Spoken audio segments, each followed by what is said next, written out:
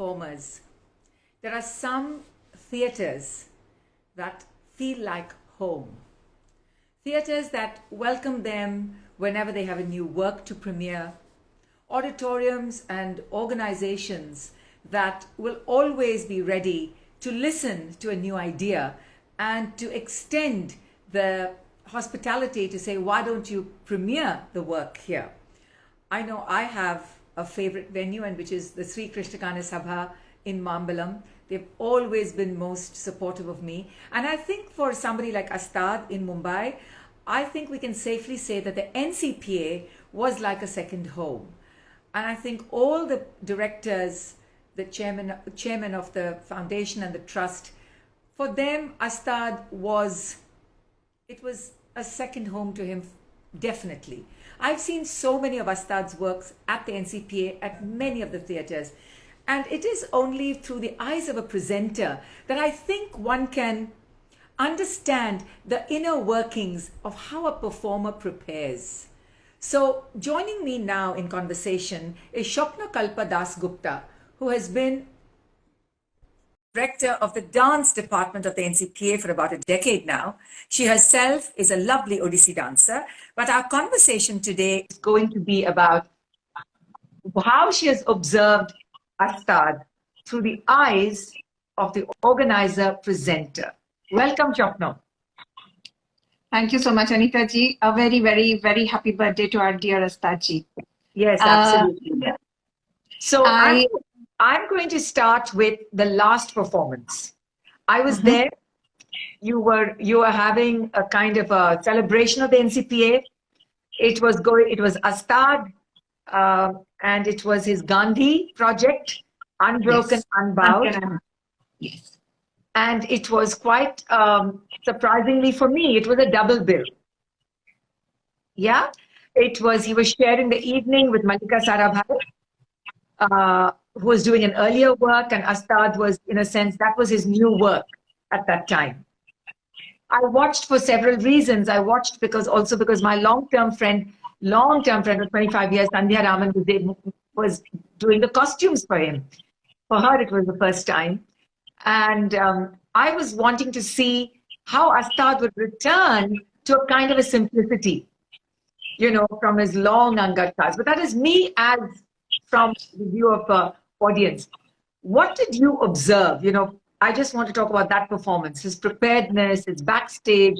What were his kind of demands or expectations from NCPA from a technical aspect? It was his second home, right, Swapna? I mean, yeah. So, share some insights. So I joined the NCPA in 2013, and in that way, my association with NCPA is much, much lesser than that of Astad ji. So I got introduced to the organization through people like Astad ji. So they were the ones talking to me about what NCPA is, what NCPA, and so my journey is like having seniors there teach me what NCPA is. When I first joined, I knew that, there has been instances where Astad ji was very particular with his technical details. He was very well planned. He would visit no matter how many times he have performed at the Experimental or the Tata Theatre, he would visit the theatre, see everything, send his technical details well on time. So I, very honestly, presenting him for a double bill, I was very, very scared because I knew that there were two great people who had fantastic work, and those two, those two technical details, matching them or marrying them in that way is a pain. And that too, we didn't have many days of setup or anything. So it was one after the other.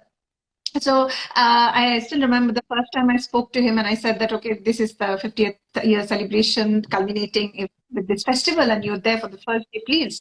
And with Mallika ji, and I know that it's going to be terrible. I know the technical wise, it's going to be a nightmare. So I'm sorry. So that's the first thing I started off with. And to my amazement, he said to me that, Swapno, I will go, send me Mallika's details, technical, and I will match it. You don't worry about it. And honestly, it was so smooth. Both Mallika ji and Astad ji, it was so blended that we had a fantastic backstage, really celebrating the institution. So we could really focus on the 50 years factor of the NCP and not the particular day and its ups and downs. So I'm extremely grateful that day. I was extremely grateful to Astadji because he made our day, because he started off with that, with that notion that, okay, we are celebrating something, it's not just a show. And that kind of went from one artist to the other, and everybody, because when one artist starts that, it kind of keeps rolling. So for the next day we had an entire roll with many artists performing, and everybody, I think, just carried over that light. And with Astadji being on the first day, it just started with the right note. Did you have a chance to observe him backstage while he was preparing? Yes. But for that, I will go to 2015. I was extremely fortunate to present Astadji in 2015 for Rhythm Divine 2, River Runs Deep. And then in 2016, Eternal Embrace with Yukio Sujiji. And then 2018 with Bahauddin Dadar Sahab.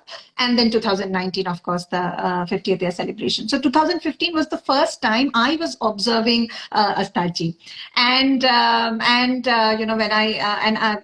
you know, that at the NCPA, there are many seniors of mine who has been working with the organization in the technical department, in the program officer department. So we had Binay and Gaureji and people who have worked with him for like many years. So they said, okay, he can get very angry when he's in rehearsals and in setup. So you have to, you be prepared.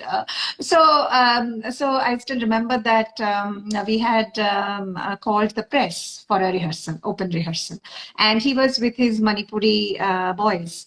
What was amazing is how he was his true self in front of those photographers. Something which when you have press or when you have external people, not just press, you become conscious. You probably you sugarcoat your feedback, and but he could just cut off the entire world and focus on his work and his rehearsal and really not bother who's around, what is happening. And that kind of a concentration, that kind of a commitment, or even that focus is something which was amazing, which I saw in most of the time that I have been able to observe him. Are you saying, Swapno, that instead of worrying about being on his best behavior, he didn't worry about who was there, and if he wanted to pull up somebody for a mistake or demand perfection, he would just do it without worrying.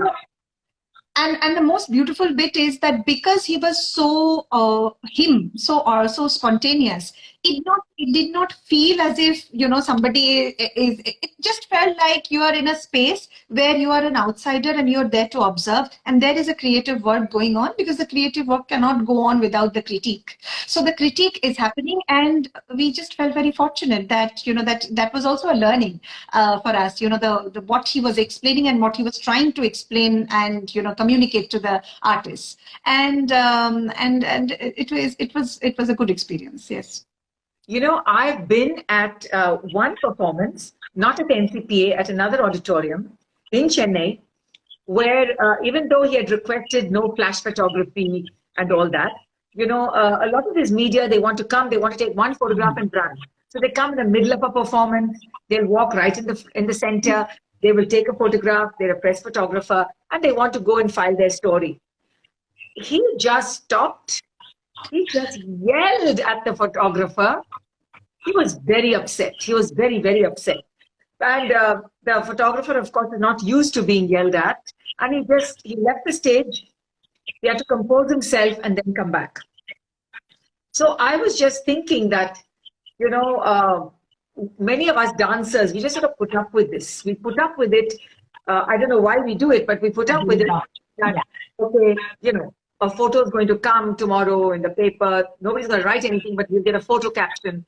But he was just he was so particular, as somebody earlier said, the performance was like a penance for him. It was a tapasya. Yes, absolutely. So it was like that was being disturbed, So anybody who loses temper in full view of audience might think or worry that will the organizers call me back again? It's because I've thrown a fit. But I think people Yes, understood absolutely. that his zone was being violated. Yeah, Whatever he was building in terms of that kavacham, the kavach, was being pierced, and I don't think anybody took it the wrong way. They sort of were no. said, like the photographer deserves it, deserves to be yelled at, and then so that was something that I haven't seen any other dancer sort of stop in the middle and just sort of say, I'm not going to do this, or so. But being a dancer yourself, Shopno, what are some of the qualities that you have picked up or you've observed that you think is exceptional about Astad? Not just as a dancer, but as a human being in general, I have to say. When I joined the NCP, I'm a new curator. The way he would guide, he would come. There were many. The first day I met Astadji was in 2013. I remember that he had come for a show, and he's one of those people who actually used to come and see other people's work. Yeah. That was the learning for me as a dancer, and he would say very consciously say that, Shopna, you have to watch. You can't just go dance and continue with your own life and expect people to come for your show, but you never go and watch anybody else's. So that, and by example, another very big thing is that he never used to ask for a pass. He had his favorite seats. He would, when the box office would open, if he knew that he was in town, he would go buy his ticket. If there is an instance where his ticket has got sold, or suddenly he is in town, he would make sure he buys one ticket if the ticket is available. He would buy a ticket and give it to me and say that this is my favorite seat. If you have it in one of your passes, then give that to me. But he would say that give my ticket to a student or somebody who really would not be able to afford. And most of the time we would give it to a student. So those are things which, very little things which, as in, he always used to say that, good art, we have to appreciate good art. We have to buy tickets, go for buying tickets. So even as an artist, I do not demand free tickets from my friends' shows. I go, I buy their ticket, because that's like giving respect to their art. And then if you don't like your seat, you can always see that if there is some other good seat available, just give the ticket and you can sit. So these two very important points had always stayed with me. And over a period of time, I saw him in different avatars. Astadji had taken a couple of workshops at the NCPA. He also visited a school, a mainstream school, with his Pungchalam dramas to do a lecture demonstration. So you can imagine in a mainstream school, children going chit, chit, chit, chit, chit. Here, one photographer he'll not tolerate. And there he was in front of like a gang of children. And we all know how they can be. And I could see that, there was a tussle going on. It was very tough for him. And I remember my team members saying that, why Astadji and children here, he'll but he also enjoyed, I could see him control himself, present his best, even tell them off if required. And actually, make a situation where children focused, making the punctual do the brahmaris, and so things, he changed every second and made it into a session which was engaging for them. So one big thing about him, I would say, is that he knew his audience. He had confidence on his audience. So whenever in 2015 he said that I need 2 experimental theater days back to back, okay, for my show. And I said, sir, it's like very, very difficult. The only 2 dates I have is a Tuesday and a Wednesday. So there is no point doing it. So and he said, who said no point doing it? I'll do it on a Tuesday. I said, here I can't draw audience on a Saturday and a Sunday, sir. Even Saturday, Sundays are difficult. Tuesday and a Wednesday, it's impossible. And he said, no, it's not impossible. Let's do it on a Tuesday, and Tuesday, Wednesday, I'll take, no problem. And within 7 days, both the shows were houseful.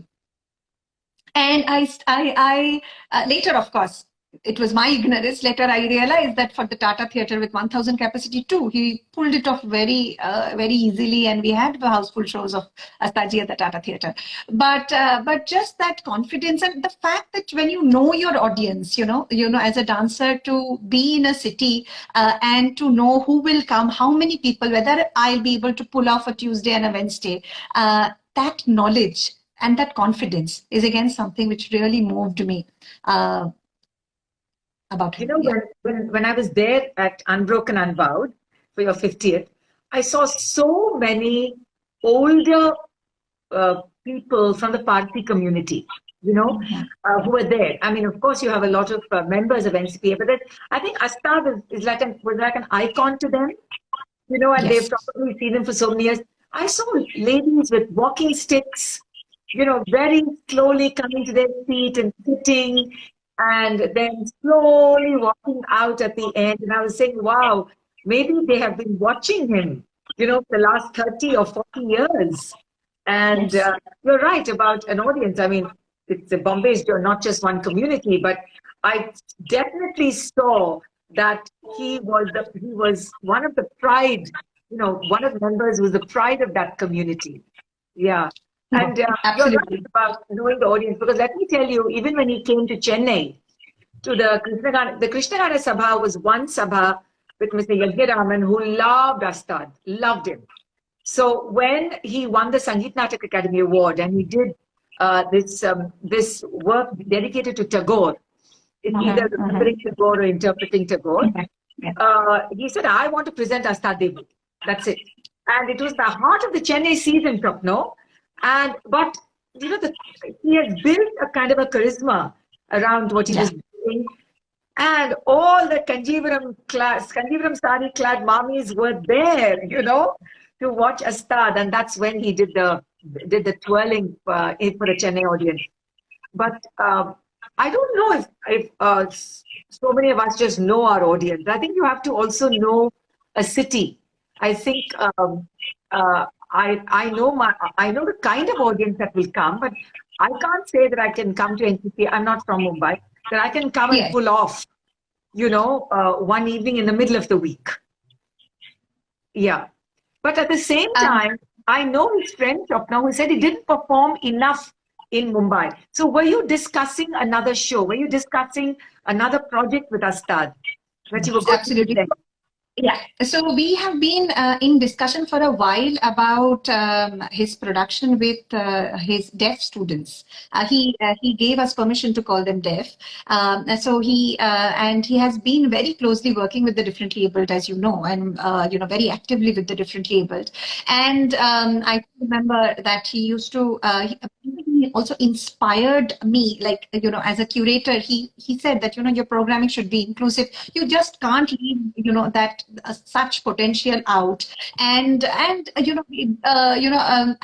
regularly he used to recommend and also discuss how our programming can seamlessly have inclusive shows and address disability arts. So and we were looking forward to a production by him. So yes, absolutely we did. Another thing, about communities, I was just thinking that when Astadji used to speak to me in Bengali. He was very fluent in Bengali, and I really liked how when he was with the Manipuri, when he was talking to Darshana Ben or Lata Sanadi of the Manipuri artist from Bombay, when he's talking about Rhythm Divine too with his Manipuri poets, he becomes one of them. When he's with me talking to Bengali, I wouldn't, the way he would speak, the way he's so much into the culture, for a while you feel he's a Bengali. To the Parsis, he was a Parsi. I think he had, like Vishnu, all his avatars. And to everybody, he was their own. And I think that is how he probably built his audience and who came year after year to watch him. I think that's a beautiful note to end on. Thank you so much, Swapna. I think it's a lovely way to end a memory of Astad, the many avatars of Mahavishnu. Yeah. So thank you for joining this conversation, and I think Astad will certainly be smiling.